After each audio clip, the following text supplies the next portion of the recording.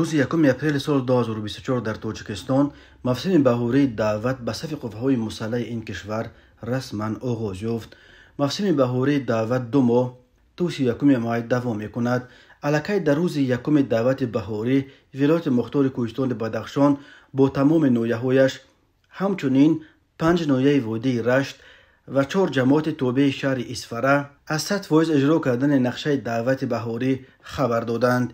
ولایت مختار کوهستان بدخشان یک 6 سال باز نقشه دعوت‌های بهاری و تیرمایی به صف قوه‌های مسلح تاجیکستان را اولین شده در روز اول موسم اجرا می‌کند. روز یکم اپریل در شهر خاروغ به مناسبت شروع موسم بهاری دعوت از نزد میدان اسماعیل سامانی تا باغ فرنگی چارباغ راهپیمایی عمومی با جلب طبقه‌های گوناگون جامعه دایر شده است. همین طور در قسم حربی قشون‌های زودعمل وزارت مدافعه در نویه رشت تحت عنوان وطن هرچی گوید ادا می‌کنیم معرکه گسیل نوسکران را دایر کردند.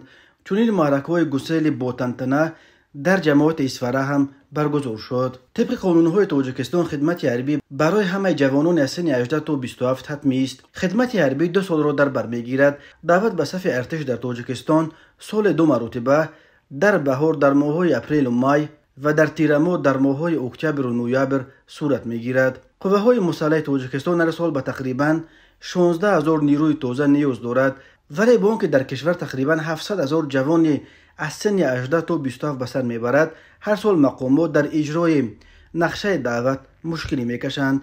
به این دلیل هر موسم دعوت به ارتش در تاجیکستان همراه با شکایت‌ها از ابله و یا احاطه‌گیری جریان میگیرد. ابله و یک شیوه اصلا غیر قانونی است که کارمندان کمیسریات‌های حربی و مقامات محلی جوانان سن و سال دعوتی را در کوچه بازار دستگیر کرده به خدمت می‌فرستند. در جامعه چنین شیوه‌های مجبوراً به صف ارتش بردن جوانان را محکوم می‌کنند و می‌گویند مقامات حربی باید شرایط را در ارتش خوبتر کنند تا که والدان با دل پر فرزندانشان را به خدمت روان کنند و جوانان نیز از خدمت حربی نگریزند.